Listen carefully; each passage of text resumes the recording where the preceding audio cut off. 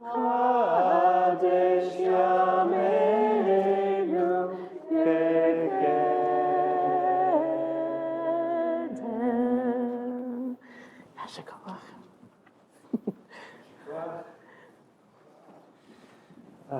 Did I get there? Okay. Stay Salah and Shekohech. Stay Salah. Okay, well, Shabbat Shalom, everybody. Shabbat Shalom, Shabbat Shalom. Let's see. Normally we do kind of a study on when we're in the circle method here, but I wanted to share about Pesach today as we prepare and whatnot. So hopefully you guys can all kind of tilt a little bit, and we've got Passover coming in just a few weeks. Coming up soon, right after Purim.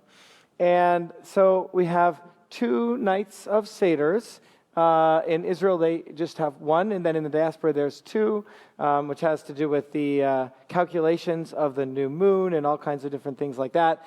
But we have 2 Seders, the first night and the second Seder. So the first night Seder is on the evening of April 12th, which is Motzi Shabbat. Shabbat is after Shabbat on Saturday night. And so this is a time for getting together with your families, with our Ruach Israel family here, and do home Seders, because that's important to us. So if you're hosting a Seder, invite people here. And if you'd like to go to a Seder, check in with me. I might be able to find a place. Maybe check in with Cheryl. Is that okay? And we'll see if we can do that. Or if you'd like to host and have some questions, come talk to me, and we can put that together. And there are some specifics about this Seder on Shabbat. So because the Seder starts right after Shabbat, things change a bit. And I'm going to get into that a bit more. There's an email that I'm planning to send out on Monday that will kind of specify what to do differently. So when I talk about that, you don't have to take notes. It'll come out in an email. But one thing is that the first cup of the Seder is when we do Havdalah. So the Seder has to begin later, at sundown on Saturday night, which means there are some creative ways of doing that so that it isn't quite so late. Talk to me, and I can share some ideas about how to start with some discussion and things like that a bit earlier. Okay, second night Seder is on Sunday night, and a little more flexible about the time. We're going to be beginning at 5:30, and so it'll be our Ruach Israel full community Seder. We'll all be here together. The decorations, everything. It's a catered meal. I think catered from the butchery. Is that right? In Brookline? It's going to be terrific. Brisket, something like that. And there's vegan options. So anyway, really, really great. If you're interested in setup, I know I'm doing announcements, but if you're interested in setup, I'm putting together sort of an impromptu setup team. So come see me if that's something you'd like to be a part of. That would be wonderful. Okay, so that's Sunday the 13th, and there's registration for that, so check the email. Now, Raina's going to run a children's Seder during that time. So downstairs, there'll be a space for the Shabbat school kids to be able to kind of enter in at their level and engage, and then come up for the meal and go back and forth. Okay, so the Jewish reading cycle that we read today is designed to help us prepare for Passover. Last week, I shared a message about the reading of the ashes of the red heifer and how that prepares us for Passover. That's up on the website, thanks to Ralph already. And every year on Shabbat, a couple weeks right before Passover, I like to talk about the whys and how-tos of Passover, just to get it in our minds, to get it in our thinkings, to help us to become passionate about these sorts of things. So the Passover, the Seder, begins with the why. So the children ask the question of the why. We can sing it together. Ma nishtana halayla hazeh mikol halelot mikol halelot halayla hazeh mikol halelot halayla hazeh mikol Hallelujah. Now you're getting ready for Passover. So the question is, why is this night different from all other nights? So our readings today answer the question. This is the night when the Lord brought us out from Egypt. So we Jews, we gather all over the world to celebrate Pesach. We remember the exodus from Egypt, the spiritual birth of the Jewish people that happened over 3,000 years ago. Now, instructions for Passover span across the book of Exodus, the book of Leviticus, Deuteronomy. It's big in the Torah. Pesach is big in the Torah. Keep it as a feast to the Lord. Observe the feast of matzot, for on this day I have brought your ranks out of the land of Egypt. Remember this day on which you came out from Egypt, out of the house of bondage. So we're to keep, we're to observe, we're to remember. These are the instructions. The Passover is central to our Jewish experience and covenantal relationship with God across the entire Bible. And even many, as you know, non-religious Jews, secular Jews, will gather for a Seder on Passover, and it has kept the Jewish people a people. Keeps us going. So let's unpack why Passover is so important, beginning with the Torah, and then we'll get into some of the what to do's. So, okay, first, Passover is to be a sign. It's a sign. So I really love this verse. Passover will be a sign on your hand. Imagine tefillin, we bind a sign on our hand, and it will be a reminder between your eyes, so that the Torah of the Lord may be in your mouth. We eat the Seder, we eat the story. It's beautiful. We tell the story. Perhaps this is why we remember Passover by a meal, and talking and sharing. We eat the elements of the Seder plate. We're fulfilling this commandment. We're literally eating the Passover story. See? Passover is a powerful sign that reminds us of who we are, and it reminds us of whose we are. It's a sign to remember the power of the Lord as He's delivered us with His strong hand. It's a sign that points us back to the Torah given at Mount Sinai. It's a sign of God's love for Israel. It's a sign of God's covenant with Israel. And more, it's a sign that all of you, that you were members of that covenant with Israel today. In the Haggadah, we don't just tell the story of ancient Jews of the past. Remember, it's as if we are there with them. We went through the split sea. We stood at the foot of Mount Sinai, and we tell our kids about it. Now, Passover is intended to link us together as part of God's larger work in the world. So, individual Jews, we come together with families around a shared table. And then our shared tables come together as Jewish communities, as a Ruach Israel Jewish community. And then our Jewish communities come together as all of Israel, making Passover a sign of God's relationship with His people to the entire world. If Jewish communities are assigned to Israel, and Israel is assigned to the world, then consider how much more we as Messianic Jews must fully immerse ourselves into the Passover experience. It's not like less for us. It should be more for us. Passover, for us, bears the sign of Yeshua, the resurrected Messiah. He relives the Passover story, revealing Himself as the heart of God's covenant with Israel and the mediator of a deeper hope. If Yeshua is the ultimate sign of Passover, then Kol v'chomer, how much more so is it essential for us to enter into this life as Messianic Jews? So Passover may be even more central to us than any other group of Jews. And not that it isn't for others as well, but this is how we should see this. And this brings us to a second reason we observe Passover. Passover is a shared community life in covenant with God and Israel. So these instructions are to remember, to observe, to keep the Passover. They're given to the community as a whole. So Passover isn't just something you can't observe it alone. And most of the commandments that God gives Israel in the Torah are designed to bring us together through shared instructions and shared tasks. God wants us to gather together around His tasks, His mitzvot, so that our community is built around Him. And it's like the best way to build community is to come together around a shared project. To do something together, to work together towards something. You guys know my example of this is the COVID lockdowns when our family needed to come together to unite us, so we built a chicken coop. Thanks to the Davids. Best thing we ever did in this time of instability, strengthening relationships, reinforcing values, and bringing joy. Chickens didn't bring joy. Working together brings joy. Many of the Jewish commandments that God gives us in the Bible are like this. Building a sukkah, gathering for Shabbat, preparing for Passover, cleaning, preparing for the Seder, eating the matzah. They're all shared tasks that strengthen our relationship through joy and faithfulness to God together. Now, the tasks themselves matter. I think they have value, but the relationships we build around them matter even more. And Passover helps sustain communities by bringing us together in covenant with God around his tasks, around his table, around each other.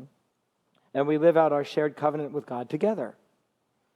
Someone might say, I can go on a nice vacation and I can make lots of memories with my family, or I could do Passover.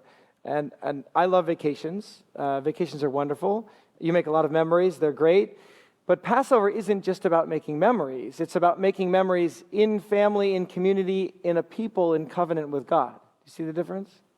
It's about linking these memories to faith, linking our memories to God's story and to our identity as a people. So we're part of that story. And that's critical as we pass this on to the next generation in an intergenerational faith. Now, remember this. We don't observe Passover in order to earn God's love. We don't observe Passover to gain points or to become better saved, as some might say. Instead, we observe because we're already loved. We're embraced by his mercy and his grace. Because we're in a relationship with God as a community, God gives us a communal way of life. God redeemed us from Egypt before giving us the Torah from Mount Sinai because of his love. Then at Sinai, he gives us a way of life, not as a requirement to enter his covenant, but because we're already in his covenant. It's how we live it out. I've rescued you, now this is how you shall live together. Again, he's not saying, do this life to enter my covenant. He's saying, you are in my covenant, so you can live this way now. And we need to internalize that, I think. Passover is part of that life. It's a way for us, as his treasured people, to live out our faith together. It sets us apart, brings us his joy, and serves as a sign of God's covenant to the world. Let's go on to the next one. Passover is a torch to the next generation. So in Exodus 3:8, you are to tell your son on that day, saying, it is because of what the Lord did for me when I came out of Egypt. So it's remarkable that we Jews have been remembering this Passover for over 3,000 years. I mean, really, we've been commissioned to be part of this ongoing covenant that we must continue, l'dor v'dor, from generation to generation to generation.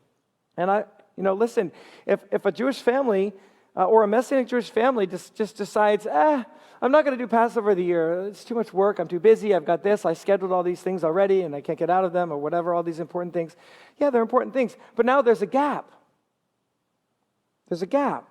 And consider the gap with a Jewish follower of Yeshua who's called to be salt within our Jewish people. It's an even bigger gap.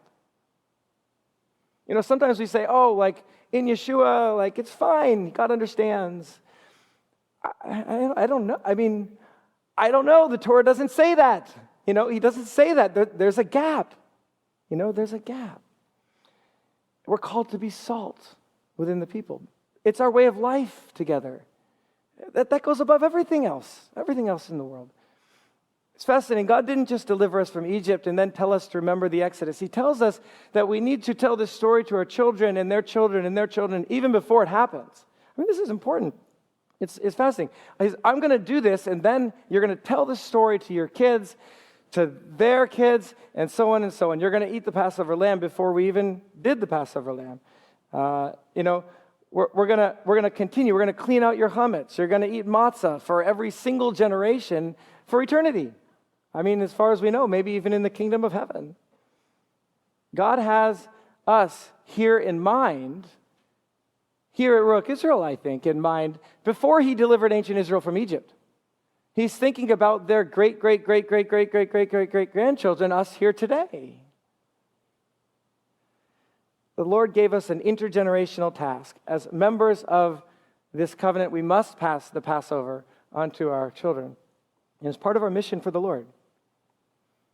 And we don't communicate these truths through a one-time conversation. These truths are intended to be communicated through regular life. When your family comes together with your community and relives the Exodus every year as if we were there. So it's communicated through the Seder. It's communicated when the kids say, I'm hungry, when are we going to eat? We say, keep the Seder short because of the kids. No, the kids need to be hungry. They need to be bored. They need to struggle. They need to wrestle just like we struggled in Egypt. How many of you grew up doing Seders and like that's a part of your experience, you know? And you might say, another Seder, but that's part of being Jewish. Struggling and waiting and being hungry and then eating a lot. I mean, it's true. You know, we communicate important messages to our kids when we don't water everything down for them. That's a little soapbox. Forgive me. Yeah. And along those lines, like if you just make the Jewish holidays about kids only, then what happens when they grow up, they think they don't matter. This is just a kid's holiday. You know, it's not about that. It's about all of us together. Okay. We communicate these things when we clean our houses together. I mean, think of it like this. Like, okay, we're going to do a massive house clean, and you're doing this, and you're stopping everything else in order to do this. Why? Why would I do that? What about when you eat matzah sandwiches and you have to stand out from the crowd and look different? You know, that's being Jewish. What about when someone invites you to lunch, a business meeting, a friend, or whatever, but you say, I can't eat at a restaurant this week because it's Passover. You know, these small tasks seem trivial. They become the framing for the greater story of our lives. It starts a great conversation as well. They're the framework, the plans, if you will, for building God's intergenerational community. And our last why, Passover, it's an eternal ordinance. In Exodus 12:17b, we read, "Therefore you are to observe this day throughout your generations as an eternal ordinance." Now, this is helpful to me. I don't know about you. I feel overwhelmed at times cleaning out the kitchen cabinets before Passover. We have a lot of kids, as you know. We have a lot of more crumbs than we do kids. And those crumbs are everywhere. HVAC ducts, under the couch cushions. I mean, it's crazy. And we clean the house like every day, but it's insane. So we get overwhelmed. We have a whole, Raina just created a whole Passover cleaning, schedule for the next week. We're starting, I think we're starting Sunday or Monday. We start at the attic and work our way down with no chametz at the top, and then the last thing is the kitchen. And all the chametz gets brought into the kitchen, and we have a whole plan, and it's all mapped out. Okay. We feel overwhelmed. And then you wonder, does it really matter if I left that cupboard over there and I just forgot about it? Does it really matter if I left the goldfish underneath the car seats? Does it really matter? But our tradition gets this. So before Passover, we've cleaned out our homes, we hide 10 pieces of chametz, and we search for them by candlelight. And then the following morning, we burn these pieces, and then there's a prayer that we say. I'll send it out via email to you. To nullify any leftover chametz. It's basically like this. If there's any chametz that I missed, I nullify it and it's not mine. I love this because we give it our best shot and then we let God make up the difference. That's the idea. This prayer reminds us that we're never going to observe Passover fully. No one observes Passover fully. No matter what they say, no one does it fully. And that's not the point. I think this is it's important. We do God's tasks like Passover out of a full love tank as a response to his love and not out of a need to win his favor. Not out of perfectionism. It's out of love. It's out of devotion. He already loves you. He's working in your life. And that's where this commandment to make this an eternal ordinance helps me because it's not just an individual commandment. I've got to do this for my own sake right now for me. It's just about me. Instead, it's a communal commandment. The idea is that the Jewish people need to keep Passover forever, and I'm a part of that forever. I can't opt out of it, but I'm not the only part. You see? It's a communal commandment. The idea is that it's like you're doing Passover, Harry's doing Passover for Connie, and Cheryl's doing Passover for Margaret, and we all come together, and if we make mistakes, we do it together. Does that make sense? What matters is that we're in the game and that my desire is to pass the story of God's redemption on and participate. Not that we get every detail correct, but not that we forsake it and say it doesn't matter. Okay, so these are some reasons why we do Passover. Now, let's get into the how. A little more boring, but let's get into the how. So first, we have chametz. Clean out your chametz. Exodus 12:15, for 7 days you are to eat matzah, but on the first day you must remove chametz from your houses. For whoever eats chametz from the first day until the seventh day, that soul will be cut off from Israel. That's a tough phrase. What do you think about that? Cut off from Israel. Difficult word. Two basic instructions here. One, remove your chametz, and the second, eat matzah. So our tradition broken into two commandments. Remove chametz, eat matzah. The first question we Jews needed to ask was exactly, what is chametz? The Bible doesn't say. It's just chametz. Like, what is it? What is chametz? It's flat. It's what makes bread rise, maybe. And what is matzah? So the way it developed in very, very early rabbinic Judaism is that chametz, and this was drawn from the first century, so Yeshua experienced chametz just like this as well. Chametz means puffed up. Now, chametz is not leavening, so it's not yeast. You can actually have yeast in your cupboards over Passover. Chametz is grains that could rise with some other leavening agent, like water. Water can puff it up, and therefore it puffs. So our tradition identified wheat, barley, spelt, rye, and oats. So chametz is anything that contains wheat, barley, spelt, rye, and oats. So oats are chametz. Now, you might wonder, what about matzah? Isn't matzah wheat? Matzah is wheat, so what's the problem? What we do is we have to eat matzah, which is wheat. So the idea is, how do we make wheat that's not leavened at all? And what we do is we have to grind the flour, and then within a very short time, it's developed, the 18 minutes is the rabbinic time, that flour has to be baked in a 1,000-degree oven. So matzah, what makes matzah kosher for Passover versus unkosher for Passover matzah is that the flour was ground within this window and baked within a certain temperature so that it couldn't have come into contact with water. So if you buy matzah flour, it's baked, it's basically like matzah that was ground up into flour again after it was already baked, so it's not going to leaven. Does that make sense? Okay. Now there's a long-standing Jewish tradition that developed in diaspora that kitniot, corn, beans, rice, these things, were also removed because in those days we might mistake them for the other grains because we didn't deal with packaged foods and all of those things and whatnot. And they said, hey, we might mistake it. So in the Ashkenazic Jewish communities, they said, just forget about that too, remove that too. The Sephardic Jewish community never did that, so they can eat those. And the Ashkenazic community, was not permitted to eat those. And that's why, things that have like corn syrup in them would not be kosher for Passover, is because of the corn within the corn syrup. Now, the conservative Jewish movement and the Messianic Jewish Rabbinical Council followed, I think it was 2 or 3 years ago, that we are permitting kitniot now. It has to do with the approach to halakha and the reality that we're not making those mistakes anymore, and therefore that isn't necessary. So you can eat kitniot. However, if our standards say that if your tradition has been like, we don't eat kitniot, and that's what I grew up with, then don't eat kitniot. It's fine. Okay? All right. So we don't eat anything containing these grains, but we also remove them from our homes because the Torah tells us not to own any chametz. So to avoid throwing out good food, which would be wasteful, the Ashkenazic tradition developed to sell them to our non-Jewish neighbor for $1 or whatever, and buy them back without making a profit. Sorry, Harry.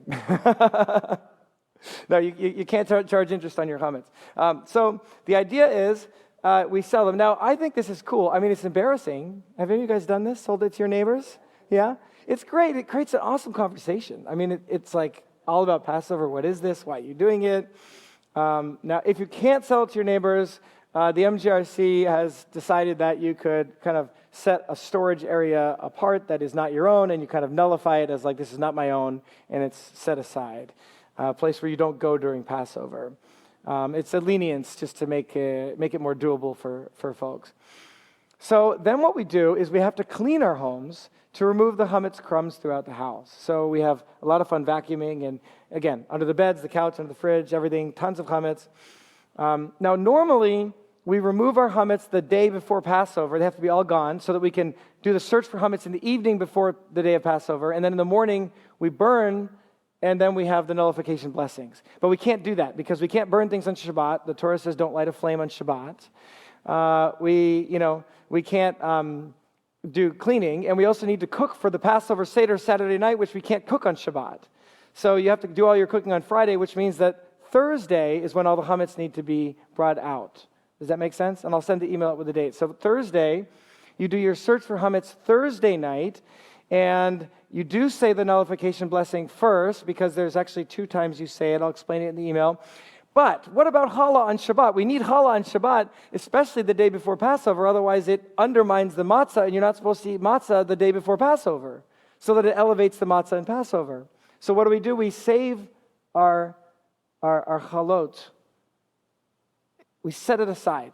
And even though all the chametz is gone, we have our challah, our 2 chalot for our Shabbat dinner on Friday, and we eat them on a napkin or on a tray or something separate from everything else, so we don't get crumbs. And that way we honor Shabbat as well. And then what happens is on Shabbat morning, we say the second nullification blessing. It's all gone after you throw out your crumbs. Does that make sense? Okay. So this is just how you do Shabbat. All right. Now let's go to matzah. Matzah means to drain out. In Exodus story, we're told to make bread in haste. Make bread in haste. Grind the flour, bake it right away, and then let it rise. That's part of the reasons for the timetable. Matzah is wheat. The reason for the timetable is because it has to be bread in haste, or else it's not matzah. You see, it's not just flat bread. It's bread baked in haste. Okay, so I fondly remember Cheryl's matzah baking times. We can make kosher matzah at her oven because it gets that hot. And I remember when the kids were little, remember that? And we had the timer going and everything. We should do that again one day. It was wonderful. So not only do we clean it, but we have to eat matzah. It's a positive commandment to remember the Lord's deliverance. And there are 2 sides to this.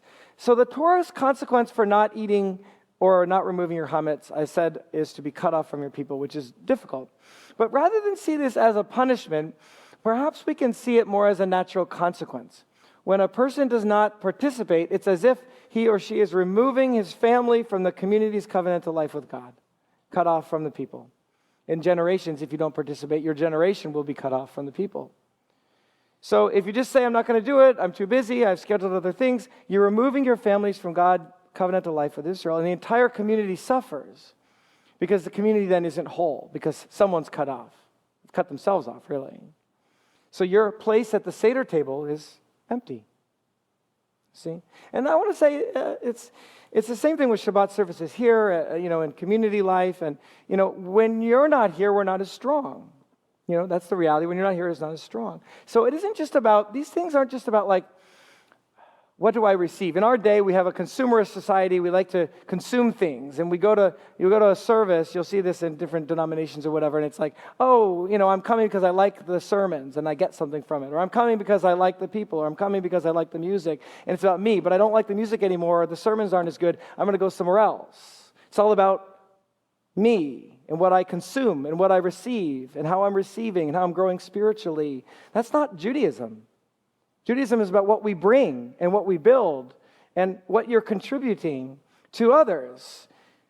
Because even though receiving things is nice and growing is important and that's good, but your job is to grow someone else. And when you're not here, you're not growing that other person, and then they're missing out because of what you're not bringing to the community experience.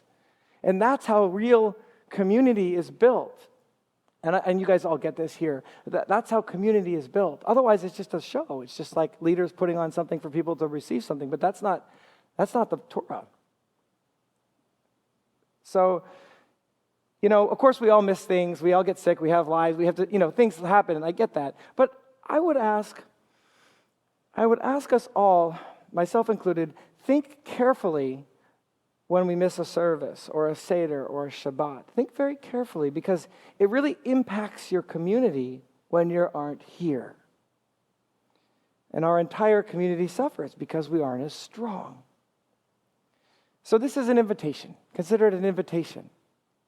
I wonder if the commandment about matzah is so important to the Lord because our food storages in our homes are like the heart of our homes, aren't they? Cheryl, you know this, right? Bread bake, like our bread is like the heart. It's the heart of our home. Bread is life of our home. Bread is the heart of our meals. So when we remove the bread, the leavening from our houses and altering our diet, it's something that everyone in our home is affected by. It's something that our families and communities need to come around together and observe. It's something that requires an explanation. Mommy, why are we emptying the cabinets? Oh, I get to tell you all about this right now. See? So this is important, and there are natural consequences for not living out Jewish life together. Not condemnation, not shame. We have enough of that in the world, don't we? But it's an invitation to live together, to come together around these treasures that the Lord has given us. These are treasures. On the other hand, Jewish life is not all or nothing.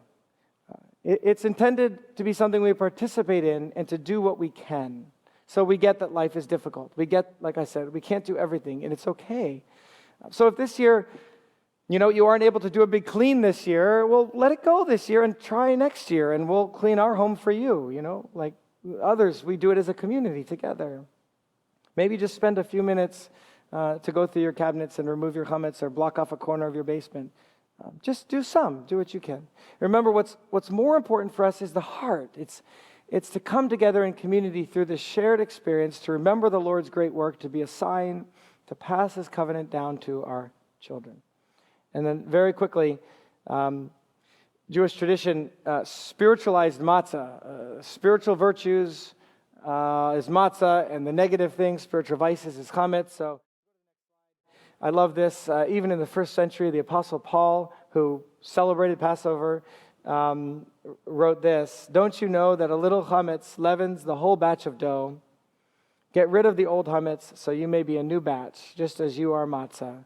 For Messiah, our Passover lamb, has been sacrificed. Therefore, let us celebrate the Passover not with the old chametz, the chametz of malice and wickedness, but with matzah of sincerity and truth." So let us celebrate the true bread of life at our table, the life in Yeshua, the heart of our Passover Seder, and we'll see why at our Ruach Israel Seder in a couple weeks.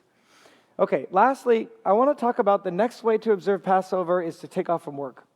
This isn't mentioned as much, but it's just as strong in the Torah. In Exodus 12:16, the first day is to be a holy assembly for you, as well as the seventh day.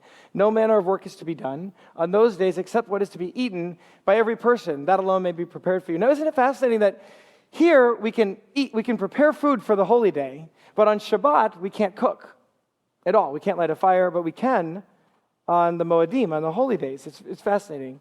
So consider that. We don't cook for Shabbat itself. You have to prepare for Shabbat. You have to collect manna before Shabbat, not on Shabbat. But the holy days, you're allowed to cook your meal for the holy day, but not anything beyond that. You don't cook for the next week. Does that make sense? So biblically, the first day and the seventh day are Shabbats. The first day and the seventh day are Shabbats. So we're asked to take off from work, from business, from spending money. This year it's easy because Sunday, April 13th is the official first day, begins Saturday night to Sunday.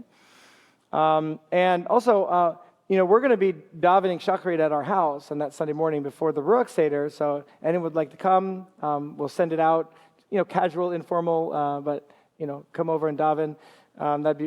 We'd love that, to pray Shacharit together. Now, the seventh day, again, is Shabbat, the following Shabbat, April 19th. So you're already not working on that day, so it makes it easy. It's like a double Shabbat. Okay, so I do recommend this. It may not be necessary this year, but I recommend that for next year, you talk to your boss or employer or schedule, if you're self-employed, you work this all out in the beginning of the year. So it's not like, I forgot, I can't take off work because I was just scheduled. No. You go to your employer and you say, I'm Jewish, I need to celebrate Passover. These are the days that I have to celebrate. Legally, they have to let you off. It's the law. And, so the whole thing, I have to work or this or that, it's really not true. It's a choice that we're making. And these are choices that we can plan ahead for. So look up the days for next year and we plan ahead. Again, what's at the heart? Not about shame, not about shoulds. We don't police this. We understand there's nuances, I get it. It's about creating a space and time for our families and our communities to come together around these shared tasks, to do life with God together. And if you miss it, if you miss regular life and just keep going, and you don't stop, then we'll miss it and you'll pass over the Passover, Okay, attend a Seder. The Torah tells us, and we'll close in a minute, the Torah tells us to attend a Seder. Our readings actually tell us to have a feast and to tell the story to our children. Not just any feast, though. It's a feast that we're supposed to eat the Passover lamb, and the Torah specifically says the lamb with matzah and with bitter herbs. So those are the three commandments that have to do with the Seder. The Seder means order. It's the structure that we tell the story. Now, we can't eat lamb because we don't have a temple, and we can't sacrifice the lamb. So we replace the lamb with an extra piece of matzah. And then the matzah, we can at least eat the matzah with the bitter herb and then have a ceremonial eating of the matzah for the lamb and the bone. And you can see all kinds of connections there when Yeshua took the matzah and said, I am the lamb. You see? So the heart behind this is God's asking us to eat the story so that his deliverance would never be forgotten. Our Besorah passages that we see, Yeshua's Last Supper with his disciples was, of course, a Passover Seder, and he applies these elements of the Seder to himself. The blood of the slain lamb, he will become our redemption, marred by the bitterness of betrayal. Like the matzah, he will become our deliverance. And at the heart of Israel himself, he lives Israel's story. So we add another layer to our Passover. Participating in the Seder is sharing in the life of Messiah and his great redeeming work. So come to the second night Seder to journey through the Exodus together. I've covered a lot of ground, and some of the whys, some of the how-tos. Just remember that, again, doing everything isn't as important as entering in as a community and community life and doing some. So jump in where you can. Maybe just attend the Seder. That's all you can do, or take one of the days off work, or enter more fully into Yeshua's life this Passover. Whatever you do, stay focused on the heart. Passover is supposed to be fueled by the joy of redemption and what God has already done in our lives. Coming together as a Jewish community of Messiah to bring these important Passover instructions and mitzvot to life in our hearts and our homes, our families, and our Ruach Israel family, and then within our people. So a Chag Sameach to you all in advance, and Shabbat Shalom.